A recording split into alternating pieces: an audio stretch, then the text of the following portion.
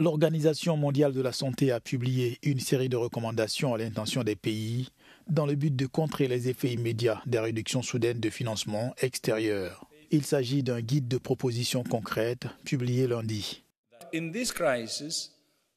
Cette crise recèle également une opportunité, celle de tourner la page de la dépendance à l'aide et d'entrer dans une nouvelle ère de souveraineté, d'autonomie et de solidarité. Pour guider ces réformes, l'OMS publie aujourd'hui de nouvelles orientations importantes sur la manière dont les pays peuvent mettre en œuvre des mesures immédiates et des changements à plus long terme.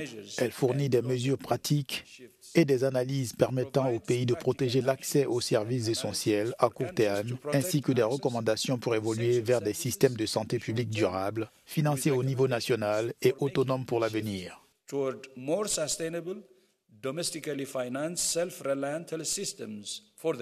Selon les experts, l'aide extérieure en matière de santé devrait diminuer de 30 à 40% en 2025, impactant les pays à revenus faibles et intermédiaires. Nous ne pouvons plus continuer à penser qu'il existe ailleurs des fonds qui permettront de financer les idées et les objectifs que nous nous fixons. Nous devons trouver les modèles économiques qui permettront de les soutenir et nous nous trouvons actuellement dans une phase où les gens se demandent quelle est la prochaine étape. Mais rien de tout cela ne peut se faire sans une compréhension claire des partenariats qui seront nécessaires pour y parvenir. Plus de 50 pays ont signalé des pertes d'emploi parmi les travailleurs de la santé et des soins, ainsi que des perturbations majeures dans les programmes de formation des travailleurs de la santé.